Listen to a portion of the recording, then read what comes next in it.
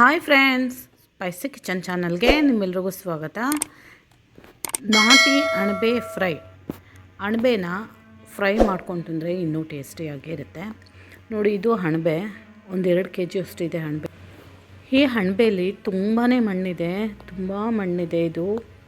ಇದನ್ನು ಚೆನ್ನಾಗಿ 5ರಿಂದ 6 ಸರಿ ಒಂದು 5-6 ಬಕೆಟ್ ನೀರಲ್ಲಿ ನೀಟಾಗಿ ತೊಳ್ಕೊಬೇಕು. ಇದನ್ನು ಚೆನ್ನಾಗಿ ತೊಳೆದು ಒಂದು ಅರ್ಧ ಗಂಟೆ ನೆನೆಸಿಡ್ಬೇಕು. ಇದನ್ನು ನೀರಲ್ಲಿ ಅರ್ಧ ಗಂಟೆ ಕಾಲನ ನೆನೆಸಿಟ್ರೆ ಚೆನ್ನಾಗಿ ಮಣ್ಣೆಲ್ಲ ಬಿಟ್ಕೊಂಡು ಫ್ರೆಶ್ಶಾಗಿ ತೆಳುವಾಗಿ ಬೆಳಿ ಆಗುತ್ತೆ. ಈ ಥರ ಇದನ್ನು ಕಟ್ ಮಾಡ್ಕೋಬೇಕು. ಸ್ವಲ್ಪ ಇದನ್ನು ಒಂದು ಅಣಬೆನ 2-3 ಪೀಸು 1-1.5 ಇಂದ 2 ಇಂಚಷ್ಟು ಕಟ್ ಮಾಡ್ಕೋಬೋದು.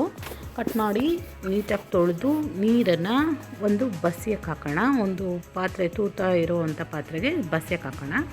ಇಲ್ಲಿ 2 ಗಡ್ಡೆ ಬೆಳ್ಳುಳ್ಳಿ ಇದೆ, ಹಸಿಮೆಣಸಿನ್ಕಾಯಿ, ಈರುಳ್ಳಿ, ಟೊಮೊಟೊ ಇಷ್ಟು ತೊಗೊಂಡಿದ್ದೀನಿ. ತೊಗೊಂಡು ಒಂದು ಪಾತ್ರೆಗೆ ಆಯಿಲ್ ಹಾಕ್ಕೊಳ್ಳೋಣ. ಒಂದು 100 ಗ್ರಾಮಷ್ಟು ಆಯಿಲ್ ಹಾಕ್ಕೊಂಡ್ರೆ ಸಾಕಾಗುತ್ತೆ. 1 ಹಿಡಿಯೋಷ್ಟು ಮೆಂತ್ಯ ಸೊಪ್ಪು ಒಗ್ಗರಣೆಗೆ ಹಾಕಿ ಚೆನ್ನಾಗಿ ಇದನ್ನು ಫ್ರೈ ಮಾಡ್ಕೋಬೇಕು. ಒಂದು 5ರಿಂದ 6 ಸೆಕೆಂಡು ಫ್ರೈ ಮಾಡಿದ್ರೆ ಈ ಥರ ಕಲರ್ ಚೇಂಜ್ ಆಗಿ ಒಳ್ಳೆ ಫ್ಲೇವರು ಮತ್ತು ಕಲರು ಬರುತ್ತೆ. ಅಲ್ಲಿ ತನಕ ಫ್ರೈ ಮಾಡ್ಕೊಳ್ಳೋಣ. ಫ್ರೈ ಆದಮೇಲೆ ಇದಕ್ಕೆ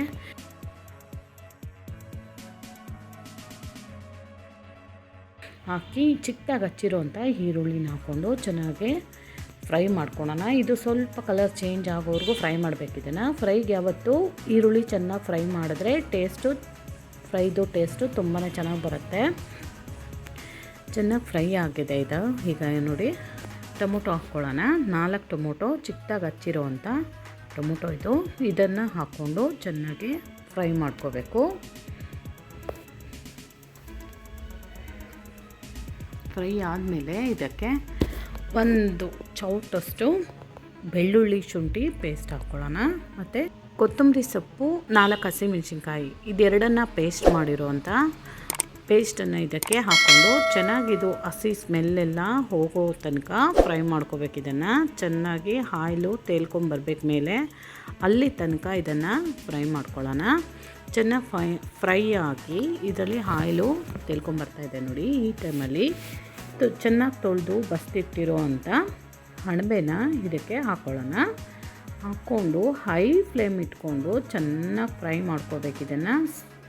ಇದರಲ್ಲಿರೋ ನೀರು ಅಂಶ ಎಲ್ಲ ಕಡಿಮೆ ಆಗೋ ತನಕ ಫ್ರೈ ಮಾಡಬೇಕು. ಇದಕ್ಕೇ 1 ಟೀ ಸ್ಪೂನಷ್ಟು ಅರಿಶಿನ ಪುಡಿ ಮತ್ತು ಉಪ್ಪು ಹಾಕ್ಕೊಳ್ಳೋಣ. ಒಂದು ಕೈಯಲ್ಲಿ 1 ಹಿಡಿಯಷ್ಟು ಉಪ್ಪು ಹಾಕ್ತಾಯಿದ್ದೀನಿ ಇಲ್ಲಿ ನಾನು. ಇಷ್ಟನ್ನು ಹಾಕಿ ಚೆನ್ನಾಗಿ ಫ್ರೈ ಮಾಡ್ಕೊಳ್ಳೋಣ. ಹೈ ಫ್ಲೇಮಲ್ಲೇ ಫ್ರೈ ಮಾಡಬೇಕು. ಇದನ್ನು ಹಾಗೆ ಮಾಡೋದ್ರಿಂದ ಅಣಬೆಲಿರೋ ಅಂಟು ಅಂಶ ಕಡಿಮೆ ಆಗುತ್ತೆ, ಲೋಳೆ ಅಂಶ ಕಡಿಮೆ ಆಗಿ ಚೆನ್ನಾಗಿ ಫ್ರೈ ಆಗುತ್ತೆ. ಇದನ್ನು ಮುಚ್ಚಿ 10ರಿಂದ 15 ನಿಮಿಷಗಳ ಕಾಲ ಮುಚ್ಚಿಡೋಣ.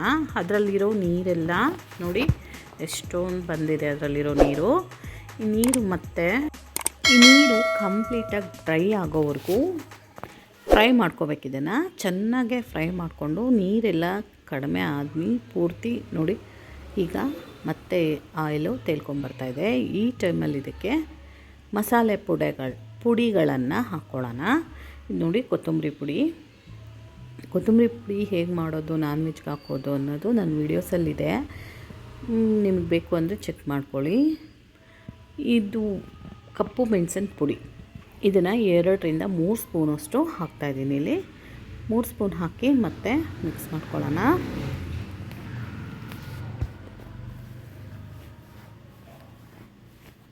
ಇದಕ್ಕೆ ಮತ್ತೆ ಖಾರದ ಪುಡಿ ಹಾಕ್ಕೊಳ್ಳೋಣ. ಅದನ್ನು ಮತ್ತೆ 2ರಿಂದ 3 ಸ್ಪೂನು. ಇಲ್ಲಿ ಹಸಿಮೆಣಸಿನ್ಕಾಯಿ ಹಾಕಿರೋದ್ರಿಂದ ನೋಡ್ಕೊಂಡು ಹಾಕಿ ನಿಮ್ಮ ಖಾರಕ್ಕೆ ಅನುಗುಣವಾಗಿ ಹಾಕ್ಕೊಂಡು ಸೆಟ್ ಮಾಡ್ಕೋಬೋದು. ಇದನ್ನು ಮತ್ತೆ ಮಿಕ್ಸ್ ಮಾಡ್ಕೊಳ್ಳೋಣ. ಎಲ್ಲನೂ ಹಾಕಾಯ್ತು. ಇದಕ್ಕೆ ಪೌಡರ್ಗಳನ್ನ ಚೆನ್ನಾಗಿ ಮಿಕ್ಸ್ ಮಾಡಿಕೊಂಡು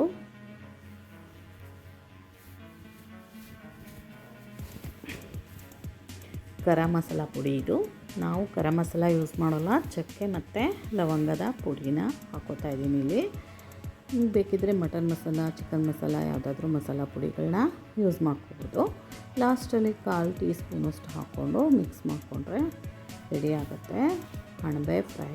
ಇದಕ್ಕೆ ನೀರೇ ಹಾಕಬಾರ್ದು, ಇದರಲ್ಲಿ ಬರೋ ನೀರನ್ನೇ ಚೆನ್ನಾಗಿ ಡ್ರೈ ಮಾಡಿಕೊಂಡು ಮಸಾಲೆಗಳನ್ನೆಲ್ಲ ಫ್ರೈ ಮಾಡ್ಕೊಂಡು ಮಾಡಿದ್ರೆ ಫ್ರೈ ಆಗಿ ರೆಡಿ ಆಗುತ್ತೆ. ನೋಡಿ ಲಾಸ್ಟಲ್ಲಿ ಕೊತ್ತಂಬರಿ ಸೊಪ್ಪು ಹಾಕ್ಕೊಳ್ಳೋಣ. ಇದು ಗೀ ರೈಸ್ ಜೊತೆ ಹಾಗೆ ತಿನ್ನೋಕ್ಕೂ ಚೆನ್ನಾಗಿರುತ್ತೆ. ಗೀ ರೈಸ್ ಜೊತೆ ಚಪಾತಿ ರೊಟ್ಟಿ ಜೊತೆನೂ ತುಂಬ ಒಳ್ಳೆ ಕಾಂಬಿನೇಷನು.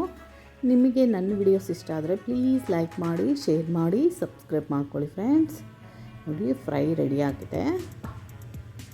ಸ್ವಲ್ಪನೂ ನೀರು ಹಾಕಿಲ್ಲ ಇದಕ್ಕೆ, ಇದರಲ್ಲಿ ಬಂದಿರೋ ನೀರನ್ನೇ ಯೂಸ್ ಮಾಡ್ಕೊಂಡು ಮಾಡಿರೋಂಥ ಅಣಬೆ ಫ್ರೈ, ನಾಟಿ ಅಣಬೆ ಗೀ ರೈಸ್ ಜೊತೆ ನಾನು ಇದನ್ನು ಸರ್ವ್ ಮಾಡ್ಕೊಂಡು ತಿಂತಾಯಿದ್ದೀನಿ. ತುಂಬಾ ಟೇಸ್ಟಿಯಾದಂಥ ಮಶ್ರೂಮ್ ಫ್ರೈ, ಅಣಬೆ ಫ್ರೈ.